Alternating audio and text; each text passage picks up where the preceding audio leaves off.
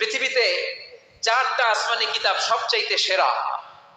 এক হচ্ছে তাওরাত, দ্বিতীয়ত জাবুর, তৃতীয়ত ইনজিল, চতুর্থত কোরআন।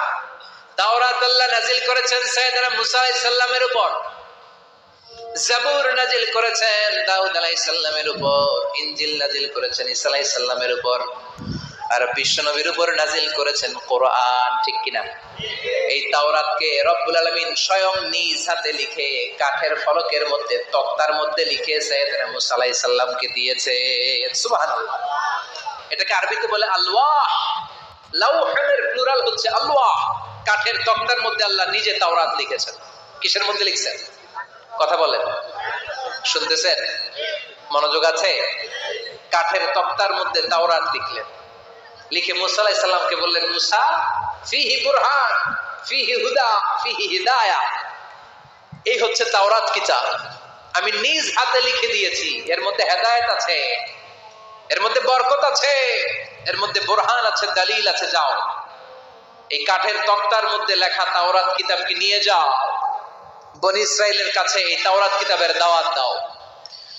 সাইয়েদনা মুসা আলাইহিস সালাম ছিলেন অনেক শক্তিশালী নবী। উনি ভাবলেন অল্প কয়েকটা তক্তা, কাউকে ডাকার দরকার নাই, আমার ভাই হারুন রে লাগবে না, আমি যথেষ্ট।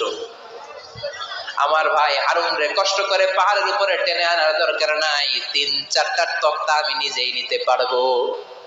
নিজেই নিতে পারবো মনে করে সাইয়েদনা মুসা আলাইহিস সালাম আল্লাহর লেখা তক্তার উপরে যে তাওরাতের ফলক, এই ফলক ধরে টান দিয়েছে উঠানোর জন্য।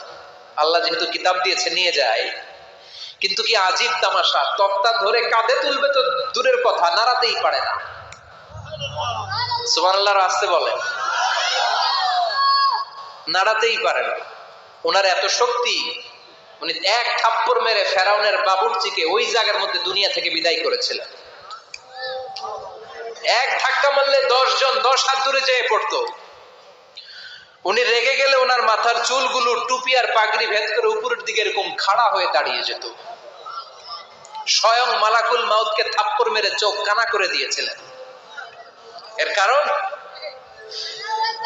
কারণ মালাকুল মাউত মানুষের সূরাতে আসছিল আর অনুমতি নেয় নাই। ঘরের মধ্যে ঢোকার আগে অনুমতির দরকার আছে না নাই? কি সুন্দর ইসলাম! হোয়াট এ প্রাইভেসি ইন ইসলাম! কত সুন্দর প্রাইভেসি ইসলাম আমাদেরকে শিখিয়েছে। আপনি ঘরে ঢুকবেন, অনুমতি নিয়ে ঢুকবেন। কার কথা? এক সাহাবী বললেন, নবী আমার ঘরে 2 ঘর। কয়টা? 2টা মাত্র রুম। এক রুমে থাকি আমি, আর এক রুমে থাকে আমার আম্মা জান। যেই আম্মা জানের বুকের দুধ খেয়ে আমি 10 মাস পেটের ভেতরে ছিলাম, 2 বছর বুকের দুধ খেয়ে বড় হলাম। আমার আম্মা জান থাকে এক রুমে, আমি থাকি আর এক রুমে। ও নবী, আমার মায়ের রুমে ঢোকার আগেও কি অনুমতি নেওয়া লাগবে নাকি?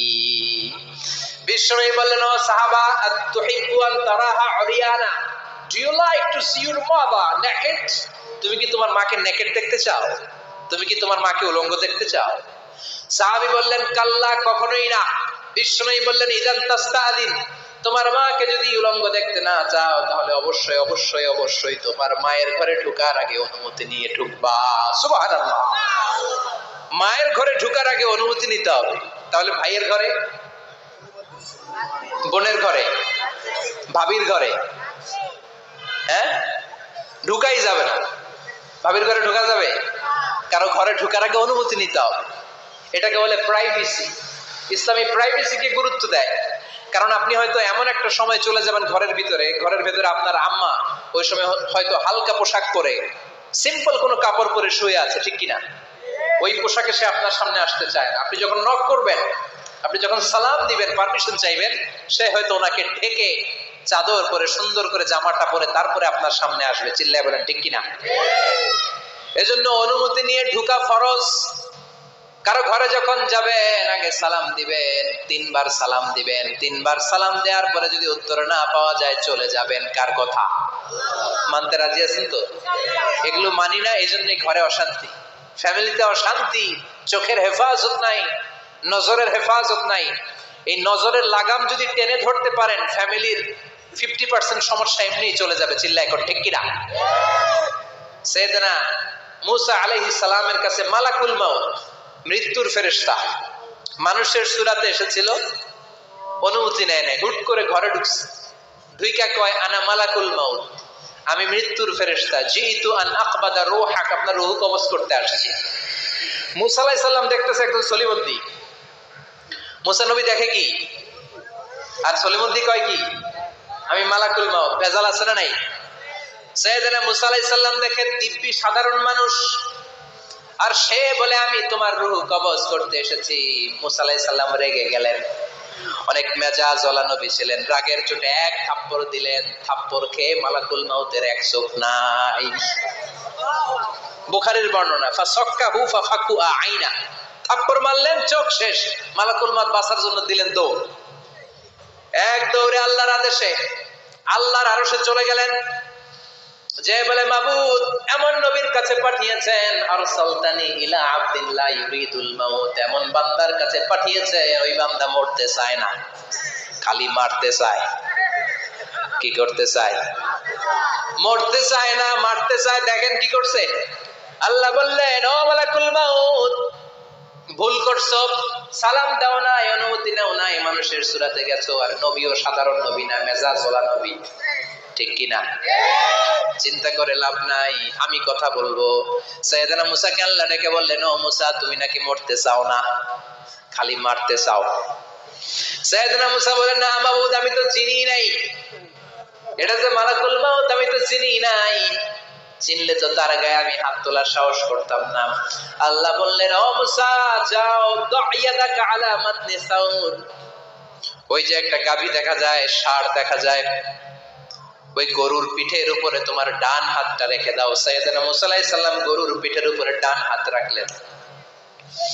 আল্লাহ বললেন, মুসা তোমার ডান হাতের নিচে গরুর যতগুলো পশম, প্রত্যেকটা পশমের বিনিময়ে তোমার এক এক বছর করে হায়াত আমি বাড়িয়ে দিলাম।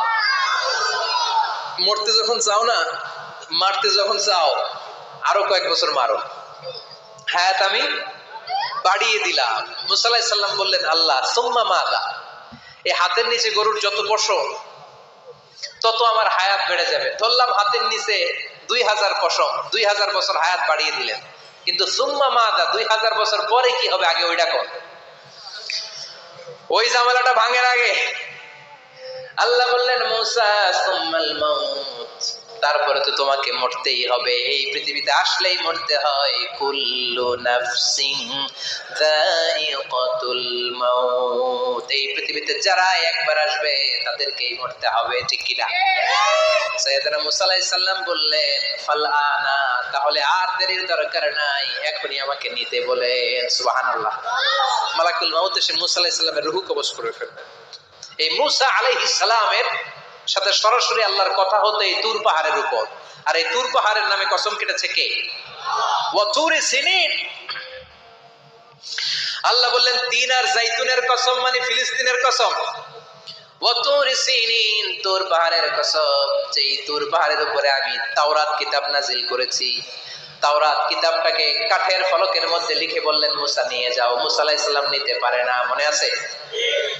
মনে আছে আপনাদের না ভুলে গেছেন? মুসা আলাইহিস সালাম ধরলেন, নাড়াতে পারেন না, আর কাঁধে তুলবে তো দূরের কথা, নাড়াতেই তো পারেন।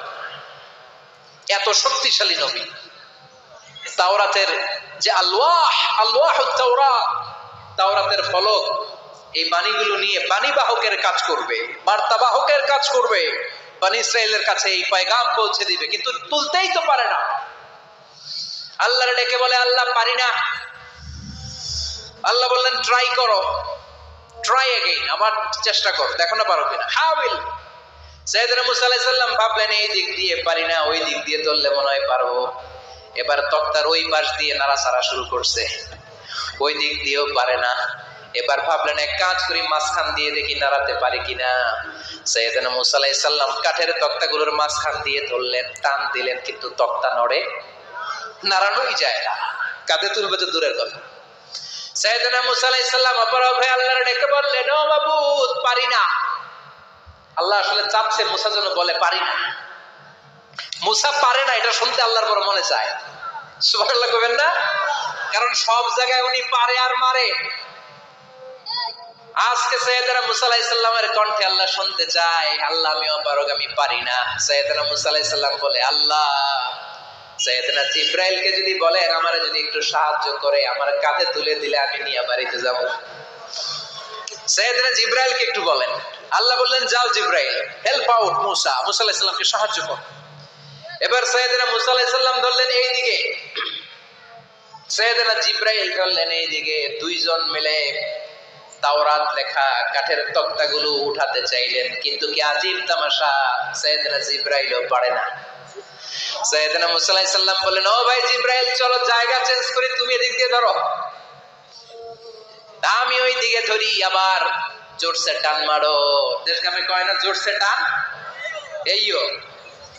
এইও সিস্টেমে দুইজন মিলে টানে, কিন্তু নাড়াতেই পারে না। আগে তো হাতে নিবে তারপরে কাঁধে তুলবে, দুইজনেও পারে না। গায়ে যত জোর আছে সাইয়েদনা মুসা আলাইহিস সালাম জোরসে টান দিলেন, যত জোর, সব জোরকে একসাথে করে তিনি টান দিয়েছেন। টানের চোটে দেহের প্রতিটা লোমকূপ থেকে ঘাম বেরোতে শুরু করেছে। টানের চোটে রক টান খেয়ে যাচ্ছে, কোমরের রক ছিঁড়ে যাওয়ার অবস্থা, কিন্তু কাঠের ফলকগুলো নাড়ানো যায়।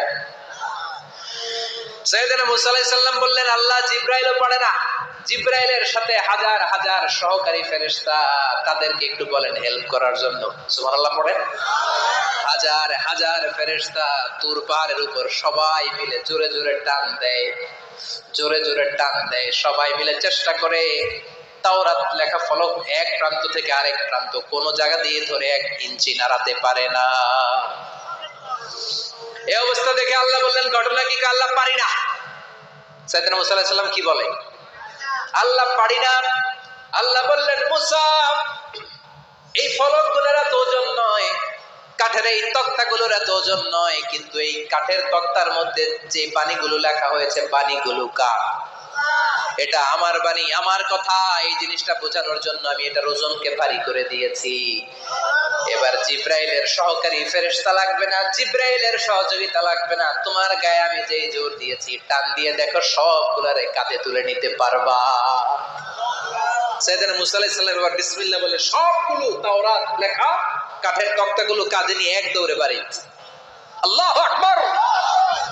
যেই পাহাড়ের উপর এই তক্তা টানাটানির ঘটনা ঘটেছে, পাহাড়টার নাম, এজন্য আল্লাহ বললেন, ওয়াত-তিনি ওয়াজ-যাইতুনি ওয়া তুরি সিনিনা ওয়া হাদাল